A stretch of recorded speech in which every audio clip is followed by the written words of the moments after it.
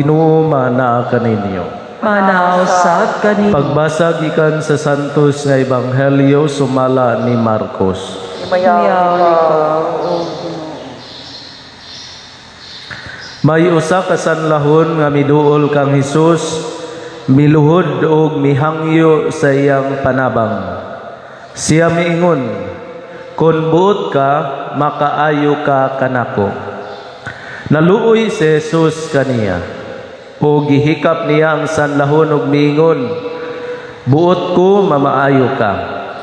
Diha-diha naayo ang sanlahon. Unya gipalakaw siya ni Jesus o gipahimangnuan pag-ayo. Ayaw kini isugilon kang bisan kinsa. Apan adtua dayon ang pari og pagpahiling kaniya. Unya paghalad sumala sa gisugo ni Moises aron pagmatuod sa tanan nga naayo kana. Apan milakaw ang tao ug nanugilon hinuon sa tanang katawhan mahitungod sa nahitabo. Hilabihan gayud niyang panhugilon og tungod niini. Si Jesus dili na makapasaya-saya pagsulod sa lungsod. Nagpabili na lamang siya sa mga dapit nga awaaw ug nangadto kaniya kang mga tawo nga gikan sa nagkalain-laing dapit. Magaigsuon ang Ebanghelyo sa Ginoo. Dayon ikaw, O Kristo. Maayong buntag kaninyong tanan. Kining ato ebanghelyo karon mga igsuon, the healing of the leper. Dili kayo ni halayo sa atong kaugalingon nga kasinatian tungod kay nagatubang man ta niining virus. Unya taod-taod na gayud kita nga nagatubang niini. Unya kon usa ka tawo gali mataktan nining virus mga igsuon, i-isolate siya. Ipalayo siya sa kadaghanan. Unya ang sanlahon mga igsuon kinahanglan magsulob siya itom. Unya magtabon sa iyang ulo ug takpan niya ang iyang mga ngabil. Di ba maumlay atong gibuhat sad karon? Magmask ta. Apan ang nakanindot lang mga igsoon, bisan kon ang katawhan nagsalikway sa mga sanlahon, lahi ang gipakita nga kinaiya sa atong Ginoong Hesus Kristo. Kung ang sanlahon mga igsoon nag-isip nga hugaw sa iyang kaugalingon ug ang katilingban muhukom kaniya, ang atong Ginoong Hesus Kristo naluoy ug mihikap kaniya. Kaniadto mga igsoon, against the norm gyud na nga muhikap kag usa ka sanlahon tungod kay mataptan man ka sa pagkahugaw niini. Kapan ato lang kat-unon mga igsuon ang kinaiya sa atong Ginoong Hesus Kristo ngadto sa mga tao nga mga masakiton o sa mga nanginahanglan. Instead nga iya yung isalikway, iya hinuon nga gipaduol kaniya. Walang niya gipaduol, iya pagayod nga gihikap. Palihog manindog.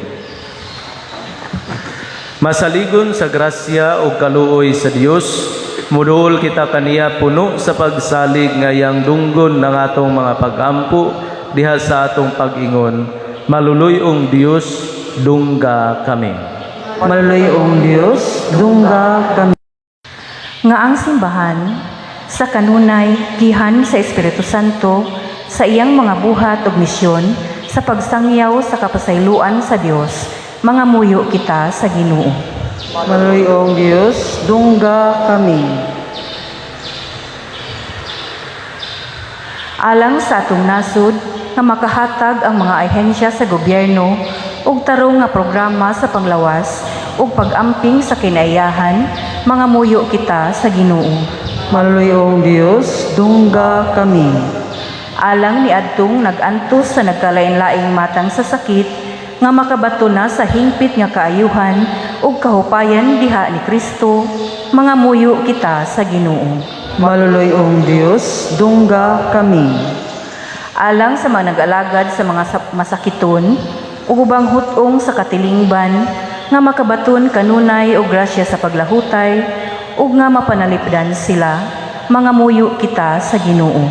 Maluluyong Diyos, dungga kami. Alang sa pagsaulog sa 500 years of Christianity, nga unta magmalampuson ang tanan nga kalihukan, ilabi na sa mga parokya, ug atong mapalawman ang atong pagtuo ug paglaom, isip mga binunyagan, mga muyo kita sa Ginoo. Maluluyong Diyos, dungga kami. Alang sa sulugoon sa Dios, Teofilo Kamumot, Obispo, nga mabayaw na sa kadungganan sa altar, mga muyo kita sa Ginoo. Maluluyong Diyos, dungga kami. Alang sa mga proyekto dinhi sa atong simbahan, nga pinaagi sa pangama ug pagiya ni San Vicente Ferrer, magmalampuson ug mahumanunta, sumala sa atong mga giplano ug gipangandoy, mga muyo kita sa Ginoo. Maluluyong Diyos, dungga kami. Alang sa tanang mga benefactors ug donors sa atong simbahan, nga mihatag og pinansyal ug lain-laing hinabang, ug alang sa mga nagtrabaho dinhi sa atong mga proyekto, nga hatagan unta sila sa Ginoo, ug daghan pang mga grasya sa ilang kinabuhi, malikay sila sa mga kadautan, ug mulampos unta ang tanan nilang mga paningkamot, mga muyo kita sa Ginoo. Maluluyong Diyos, dungga kami. Alang sa atong mga igsuong nangamatay, nga makaambit na sila sa bangkiting walay katapusan, didto sa langit, mga muyo kita sa Ginoo. Maluluyong Diyos, dungga kami. Makagagahom nga amahan, ikaw ang nag-amuma sa imong katawhan pamatiyaw dungga kami, aron magapabilin kami diha sa imong gugma, kini among gipangayo pinaagi ni Kristo among Ginoo. Amen.